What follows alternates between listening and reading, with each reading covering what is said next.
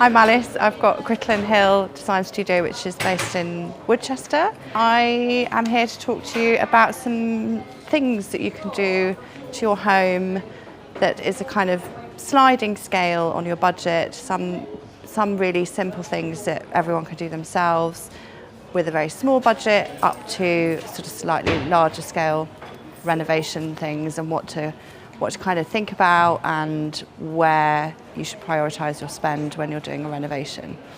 So I'm going to start with talking about some very simple things that you can do with paint. So these are all very bright schemes, and of course that's not what everyone loves in their homes, but it's more about talking the sort of simplicity of what you can do with colour and how that impacts the space that you're living in and what you should sort of think about. So the most important thing is kind of thinking about natural light and your built environment and working with the fabric of the building as opposed to kind of pushing against it. So we always say if you've got a really small space that's got no natural light coming in, rather than trying to brighten it all up, put lots of bright lights in it, work with it and put on some really rich, warm tones, make it really cozy, layer pockets of soft lighting, add in natural textures, and then you've created a really kind of welcoming environment in the space rather than trying to make it something that it just naturally isn't. So it's all about kind of cohesive qualities. So here's just some really nice ways of playing with paint colours by adding in sort of contrasting tones on the woodwork, but again you can see here where it all kind of leads on from one another. So there's another really important thing is sort of flow. How does it all flow together? You can also work with different zones, so different colours in different areas. Think about where, you know, what are you doing, what are the activities in that space, what's the feeling that you want from it. So if it's a living room, you want it to be really nice and relaxing. Maybe you like warm colours, maybe you like cool colours, but again it's just sort of how are you going to feel in that space, and think about what colours you're also just naturally drawn to and use those.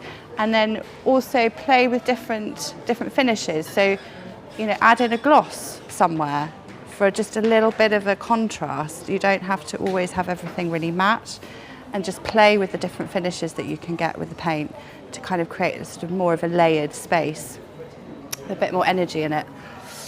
Oh, oops. So another thing that we're seeing actually a lot of, which is a really great way to bring in a bit of visual interest and colour and pattern, is wallpaper borders.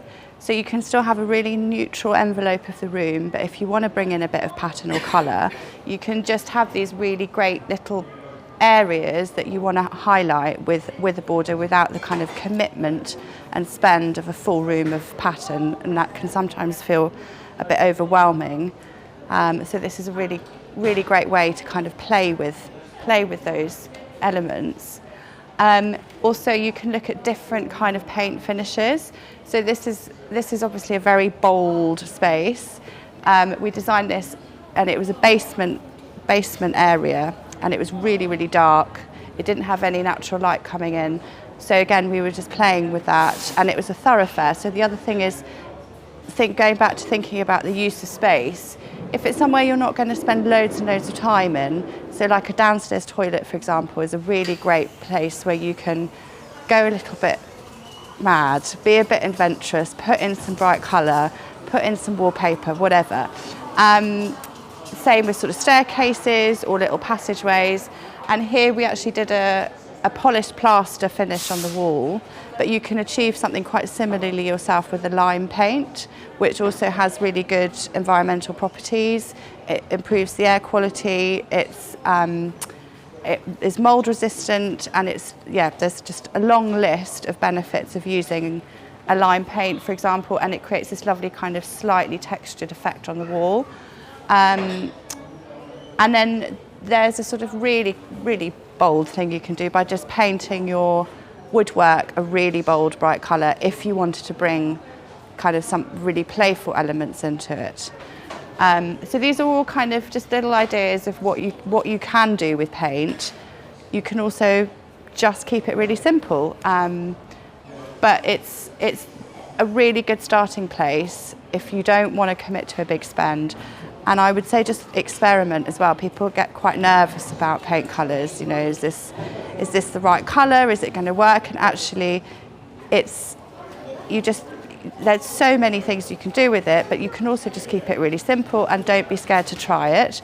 If it's absolutely awful, which it very rarely is, but if it is really awful, you can always paint over it. So don't be scared to try, would be my advice. And then here are just some other little things continuing with kind of paint. You can do, you know, really nice things on the floor with it if you're on a budget. This was very much kind of with that in mind. This is just a painted checkerboard floor. I've also seen some sort of stripes and other things that you can do. If you've got some old cupboards or if you've got some joinery, you can add in a little bit of sort of pops here and there by highlighting certain areas of the joinery. Or you can, again, just add in a different paint effect like the gloss over here, which, you know, when it's positioned near to a big window or a door, it reflects back the light. So in a dark corner, it's a really effective way of just kind of bouncing light around the room. And it just adds another layer into the space if there's this kind of contrasting finish. So yeah. So then we're going to go into styling and decoration and kind of really looking at repurposing things, because I think something that we try to work with a lot is trying to avoid, there's so many things going into landfill all the time. So if we can take elements and find a new way of using them and displaying them, we find that really interesting and exciting.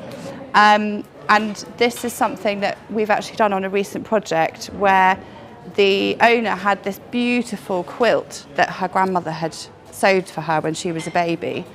And she'd kind of hung on to it for years. She didn't know what to do with it. It was at the bottom of the cupboard.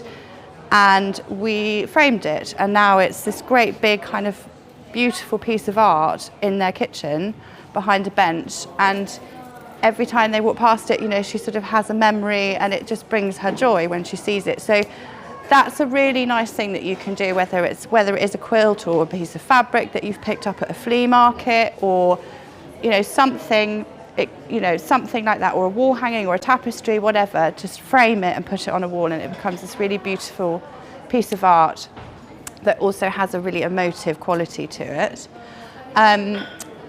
You can do really nice things with crockery, so plates, bowls, little things like that. If they all kind of work together in terms of their design, you can put them up on the wall and they create this really sort of sweet little detail. Or there's this beautiful headboard that a company called Retrovius, who are incredible at resalvaging and repurposing, turned into a headboard, which is, you know, real statement piece, but I think it's a really inventive, great way of using some old textiles.